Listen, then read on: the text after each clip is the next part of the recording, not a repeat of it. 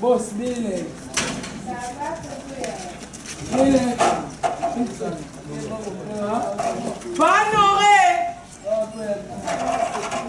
Papa Noré.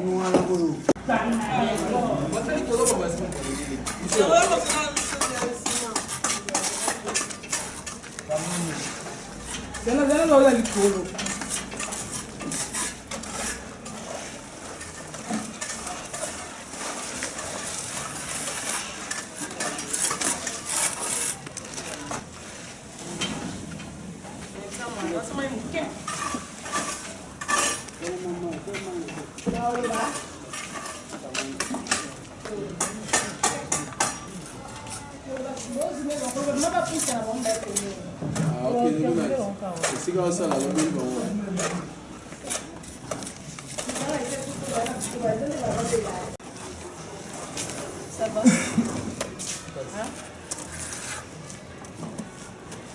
Ça va?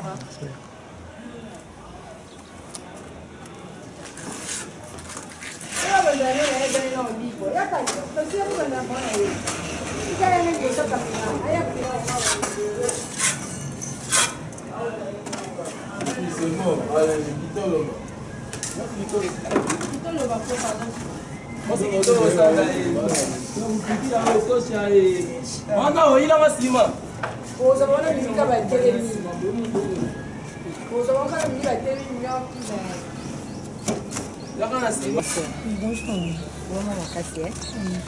Comment on est?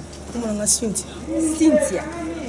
Maman Cynthia, à notre grande surprise, au couture, aux ostala musala, la kimason.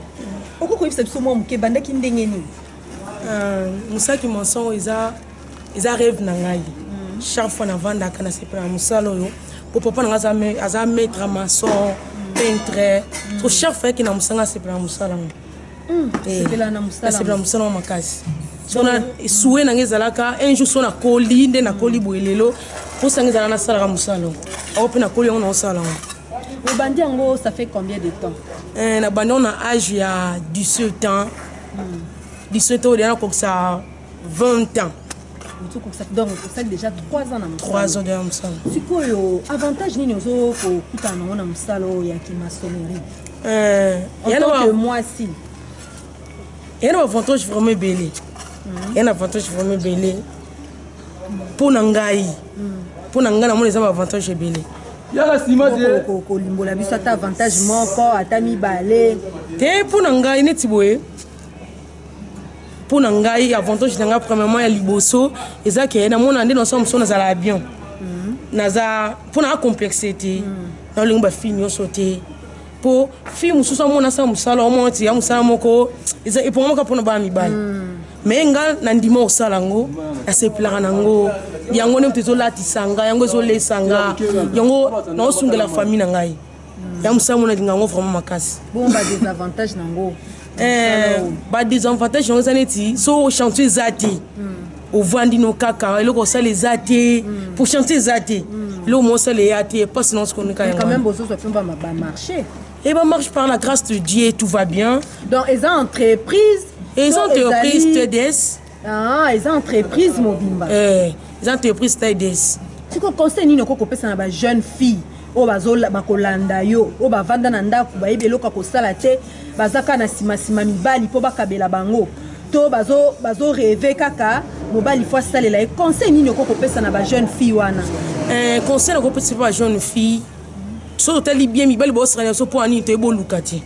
yo moni mibali baosakanela biso trop omona mwasi mosusu mobaba otina mobali da bana 7 8 mais azokamamaka mbana pourquoi po eboluka te neti nga bona eboluka aso mbolo sakana elinga na simza na bimi na kei po nayebi ke naza mosala nanga epesaka nga mbongo ye conseil na opesi bandeko basi mosala yango ezali eluka bafille lokola ngai fille lokola ngai oza courage ana fosa kosala moso mpo nga aza peintre naza maçon naza peintre so osali art mosu yango wana tosala eza vraiment bien nasalaka nyonso nakipaka te ke oyo osala mosala boye mpo nasala te nyonso nasala yango mpo nalingaka mosala na vraiment kana opesa baconseil bandeko basi oza mpo osala mosala oyo abenga biso toyamba ye na boboto nyonso mpo osala mosala elongo na ngai sentishi ngalola non c'est vraiment makasi vraiment aya vraiment non c'est l'enfant merci beaucoup maman ça va merci maman ndenge opesi biso moi terme ke kozana nayo esengo makasi vraiment en tout cas nga natombeli au bon service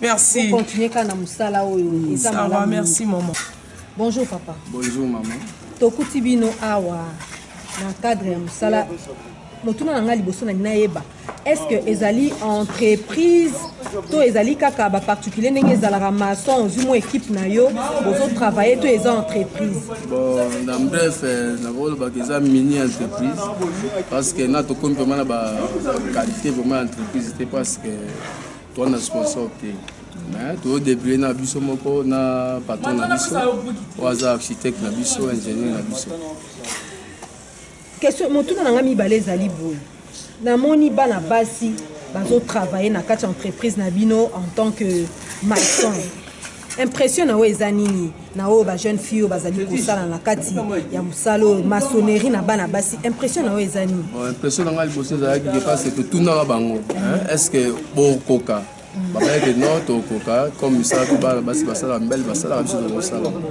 yango mpe epesenga courage ya kolakisaka bango ke koanimaka bango topesaka bacourage wana tout ça ke mpo bakendeka liboso en tout cas impression na nga eza ya liboso ke balingi mosala ngo nde mingi sikoyo namoni basi mibale na kati ya bana mibale ebele boye est ce que baharcèlement ezalaka te te ezalaka vote mpe wana discipline moko eza a tozwa bango lokola baleki lokola bana daye omonike abenga papa papa donc tozo bango bana soki tobandi tosala bango babuzoba wana ezala bien te biso toala mposa kutu ya basi ebele baa moke bazalaka deya misato ma toala mposa bakoma ta 10 mpo toforme bango message nini okoki kopesa na bana basi oyo bavandi na bandako baza na mosala kosala te bazoyeba mpe te basala nini message nini okoki kopesa bango bon message na kopesa bango bamoni moninga na bango mwasi ndenge akosala mosala baninga na bango ndenge osala mosala donc bango mpe baza na ndako baotambola bombela masanga kosala kindumba eza yango na ntina te alors boya so oza na courage omoi koya na courage yaka toforme koya na eloko te mais tokopesa mosala mpe na mosala ozoyekola tokopesa mpe mwa eloko ndenge ezalaka ya te ozoyekola mosala te ozoyekola mosala bafuta mo batien pour toi na ozosala mpe moyen osomba suki obongisa suki osomba mafuta osomba mwa eloko boye oyo na place ke okende kosalaka buzoba na libanda ya na ntina moko te merci beaucoup merci maman vraiment